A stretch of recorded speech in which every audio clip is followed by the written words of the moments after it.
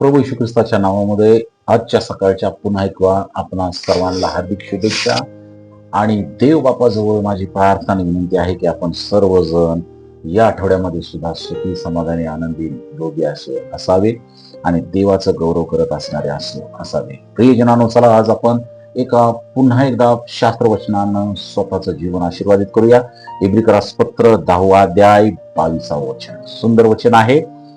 असं म्हणतं, म्हणून आपली हृदये सिंचित झाल्याने, दुष्ट भावनेपासून मुक्त झालेले व निर्मळ पाण्याने शरीर धुतलेले असे आपण खऱ्या अंतकरणाने व विश्वासाच्या पूर्ण खात्रीने जवळ येऊया. किती सुंदर वचन प्रियजनांनो. या ठिकाणी देवाच्या या वचनामध्ये लेखक आपल्याला सांगत आहे की देवाजवळ आत्मविश्वासानं या. परमेश्वराजवळ येण्यासाठी सर्वात महत्वाची गरज आहे आणि तो म्हणजे आत्मविश्वास. प्रियजनांनो, या वचनात आपल्याला देवाजवळ येण्यासाठी एक प्रेमळ असं आमंत्रण देण्यात आलेलं आहे. येशू ख्रिस्ताच्या बलिदानामुळे, येशू ख्रिस्त जो क्रूस खांबावरती अर्पण झाला आमच्यासाठी, जगासाठी, त्या अर्पणामुळे आता आपल्याला म्हणजे पापी मानवाला देवाजवळ येण्यासाठी भीती बाळगण्याची गरज नाही. प्रियजनांनो, जेव्हा विश्वासाने आणि परिपूर्ण खात्रीने आम्ही त्याच्याजवळ येऊ शकतो, कारण माझ्या पापासाठी येशू ख्रिस्त क्रूस खांबावरती मरण पावलेला आहे. हालेलुया. प्रियजनांनो, पुढे म्हणण्यात आलेल्या या वचनामध्ये की शुद्ध अंतकरणाने देवाजवळ या. तर कधीच देव बाह्य स्वरूप पाहत नाही. आजचं जग बाह्य स्वरूप पाहण्यासाठी अगदी उतावळं झालेलं आहे. बाह्य स्वरूप सजवण्यासाठी आजचे जग उतावळं झालेलं आहे. परंतु देव बाह्य स्वरूप पाहत नाही.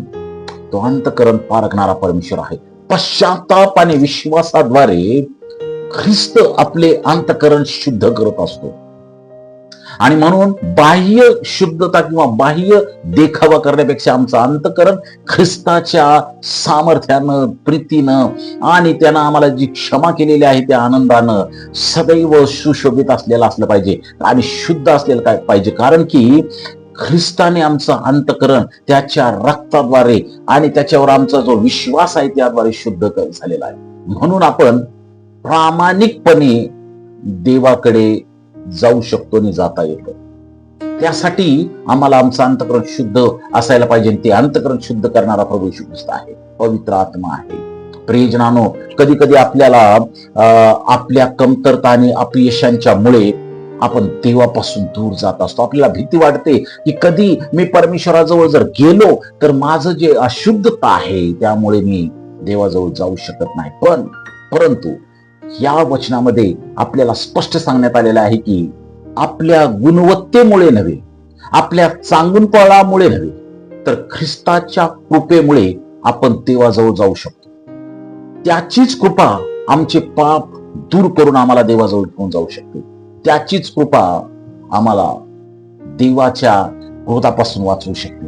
म्हणून येशू एक ठिकाणी असं म्हणलेलं आहे, योहानाचं पुस्तक याचा 6 अध्याय 37 वचनामध्ये की जो माझ्याकडे येतो त्याला मी मुळीच घालवून देणार नाही.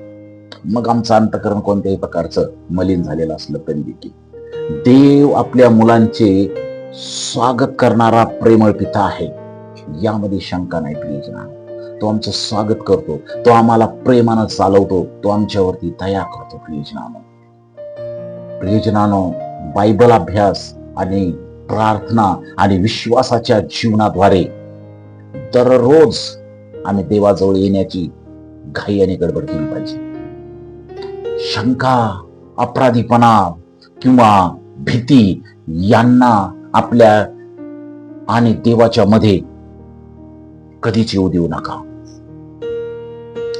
कारण येशूच्या रक्ताने आपण शुद्ध झालेलो आहोत. म्हणून धैर्याने त्याच्या पवित्र सिंहासनाजवळ या, कारण तो तुमची वाट पाहत आहे. तो तुम्हाला घालवून देणार नाही, तो तुम्हाला दूर करणार नाही, कारण तो तुमच्यावर प्रेम करतो, कारण त्याची प्रीती तुमच्यावर आहे. आमची रोज प्रार्थना असली पाहिजे, हे प्रभू, मला शुद्ध अंतकरण आणि दृढ विश्वास तू दे. कारण येशू ख्रिस्ताच्या कृपेवर विश्वास ठेवून मी दररोज तुझ्या जवळ येऊ शकतो म्हणून मी तुझे उपकार मानतो. देवा, तुझ्या त्या पुत्राबद्दल मी उपकार मानतो की त्याच्या बलिदानामुळे मी आज तुझ्या जवळ येऊ शकतो. प्रिय देवाच्या लेकरांनो, आजची सुवर्ण संधी सोडू नका आणि आजच्या सकाळी निर्णय घ्या.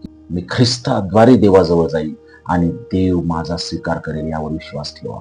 देव बाप तुम्हाला आशीर्वाद देईल. देव तुमची काळजी. Amen. May God bless you all.